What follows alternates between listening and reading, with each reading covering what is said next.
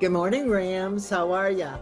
I decided to have a little podcast for all of us. I mean, after all, why not? Let's get to know each other even better. Other than just a few minutes at a reunion, let's start sharing with each other on a podcast. I've invited some people to come and share with us over the next couple of months until we get to the reunion and get together. And my first guest is somebody that I adore and has some really funny stories to share with you. And the reason I invited Mike is because we share a story that is so funny. And when people say, I'm kind of inhibited, I don't think I want to make it to this reunion, my story, I'll break them all. You'll be, oh, if Miles can get there and show up the way she is, then, I can too. And so the reason we're here is because we really want you to come to the reunion and just have a really good time. We Ulsters deserve it. We deserve to have fun and enjoy each other. So today I invited a really good friend, Mike Downey Sr. And I was just telling him, look at that face. He's such a good looking guy. Yeah, I'm embarrassing. I'm embarrassing him, but you know what?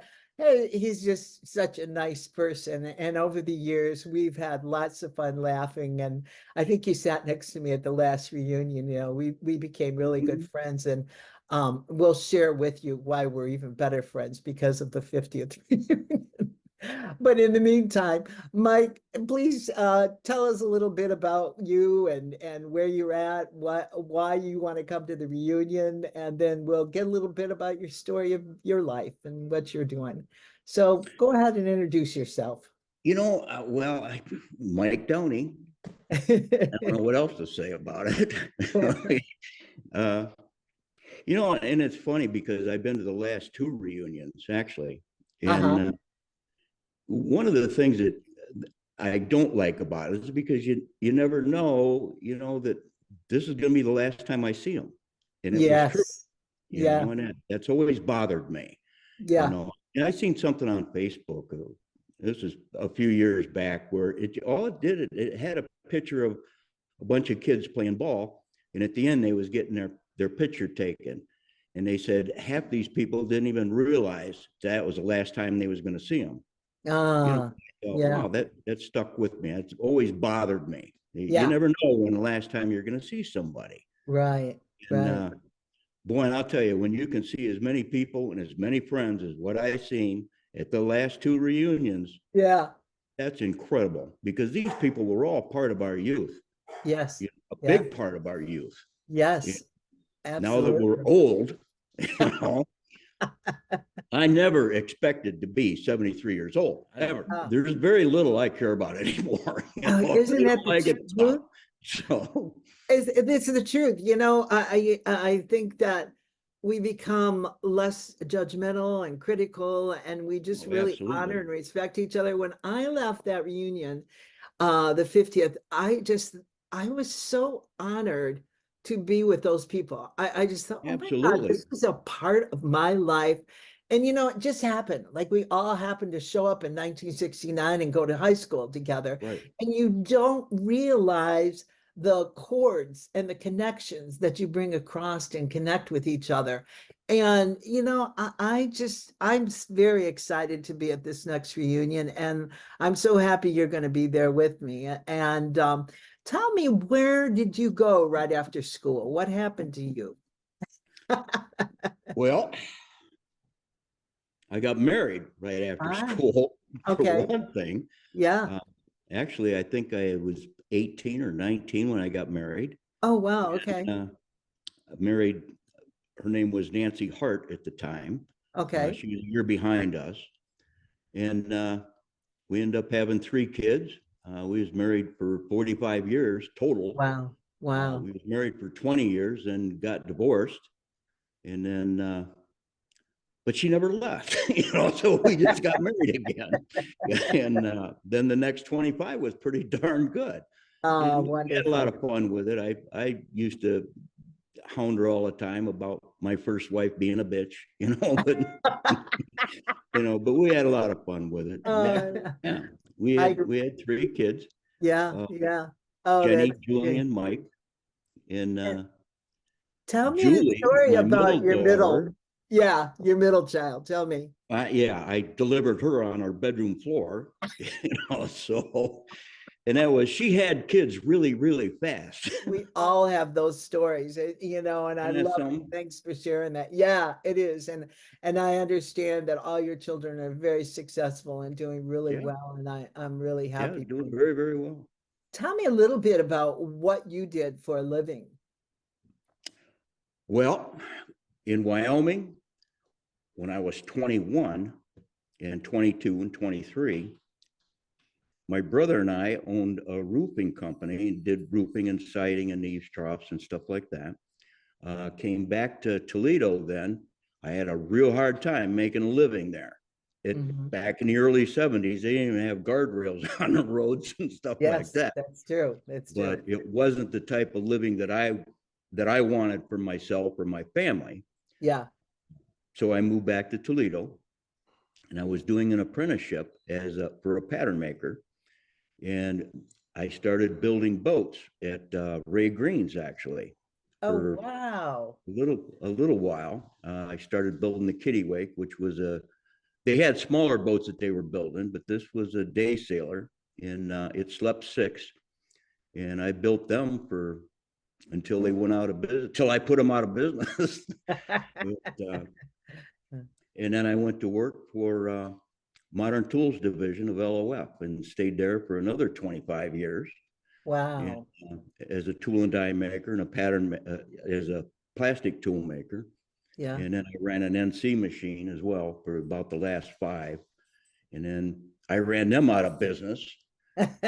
Sure. And then I started work. I come home and I told Nancy, I says, I'm not ever going to punch a time clock again. Never. I am never going to do this again for somebody else. Yeah. And my nephew said, hey, Guardian Alarm is looking for a commercial salesman. And I said, okay. I had no clue about security at all. Yeah. And I had gotten an interview that I knew was going to be a couple weeks away. So, and at the time, we didn't have beepers yet.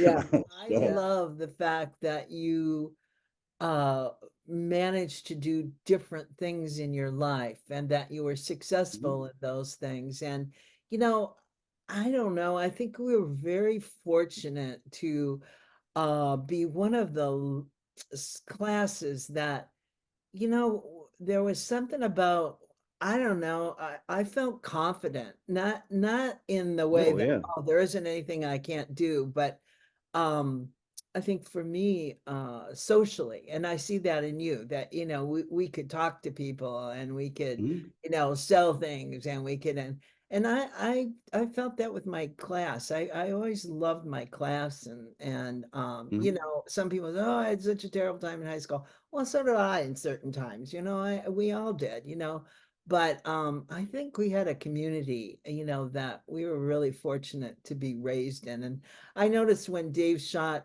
just passed away and the family, like Scott Walders and Debbie Walders and those guys, he said, Mhm. man, we were so fortunate to grow up in the neighborhood we did, Oh, and absolutely. yeah, Absolutely. yeah, we were And really, that was the same way with us in yeah, my neighborhood. I mean, with yeah, Denny DeBolt, Mike Dion, and yeah, all of them, Terry Grodehouse, even yeah, yeah, all these guys, I and know. I'm still friends with them. Uh, Yeah. And that's that what's that so means a lot. I wouldn't powerful. have traded my childhood for anything, Yeah. and Yeah. that's a fact. I'm with you. I agree. We were really fortunate to grow up with the people we did, and everything like that. Um, One of the stories that I want to share is when we were in seventh grade, I had my first girl boy party, and we lived on Heatherwood, which is over by the Heather Downs Country Club. And behind our house was this giant woods, or not woods, but field, because the suburb hadn't even grown up yet. I mean, what was Mhm. it? We were like 1963, so it was a new suburb. And I remember it well. yeah, and so here comes Mike Downey, um, Denny DeBold and John Thomas. I don't know if any of you remember. Some people say he moved away, and if anybody has a connection with John Thomas, we'd love to talk to him because we have lots of fun things to say. But and the girls were Sarah Schoen and Sandy Lashway and myself. So there were 3 girls, 3 boys, and we built a little bonfire in the backyard. And I don't know, we make s'mores. I don't even know if s'mores are popular back then. Probably hot dogs and all that. And we're all sitting there, you know, talking and, you know, trying to be cool. You know, we're in 7th grade, you know, we're sitting back there and we're something was something was said, and all of a sudden I let out a fart. Oh my God, I'm 12. 3 of them. Oh, 3 of them. Oh, he remembers. 3 of them. Absolutely. Oh my I'm never gonna God. forget that. Oh my God. And I don't even, did we laugh? I don't even remember. I was devastated. After a few seconds, we was all stunned. We were, and I'm going, When you oh, came- oh, you oh, came up- excuse me. Oh, oh, oh, Excuse me. Oops, excuse me. Oops, excuse me. About the 3rd time we're rolling. Oh my God. So anyways, that's imprinted in my brain, 12-year-old brain, right? So in what year was that? 2019. So I go into, what was that place? Jimmy's, the Nick and Jimmy's. Nick and Jimmy's. I go into Nick and Jimmy's, and who's sitting at the bar but Mike Downey? And I go up to him and I go, hi, Mike. How are you? He goes, oh, hi, Deb. How are you? And we get a little conversation. I said, Mike, do you ever remember the boy girl party we had in 7th grade? And he lets out the biggest hoot. He goes, oh my God, I've told that story to my kids and people. I laughed about that a million times. And in my head, I'm going, oh my God, 50 years later, and he still remembers. And it just brought it Yeah, back I'm never together. gonna forget. I'll take it to my grave. That was so funny. And it's really brought us back together. And so I called Mike and I said, Mike, can we share your story and our funny story? Because I said, you know, if anybody's inhibited and think, oh, I don't want to go, I'd be so embarrassed to go and see all those people. I've topped y'all. I mean, you know, this story is a winner. So just keep that in mind. And you know, just know that we're just people. We're all alike, we're silly, we're fun, Absolutely. and we appreciate each other. And I am so looking forward to this reunion. Oh, I am too. Yeah, I am too. yeah. The golf, the bonfire. Yeah, the whole thing. I can't tell you how much I appreciate you guys putting this together. Is there anything before we leave, Mike, you'd like to share? You know what? I've got a lot of friends at Rogers. I really do. Yes. And very seldom do we ever get a chance to have these kind of opportunities to be with each other and to laugh with each other and joke about what happened and just to reminisce and everything like that. As far as the football and the wrestling and the baseball, everything. Yes. Okay. Yeah. These things are important. They're more important to me now. Isn't that true? Isn't that true?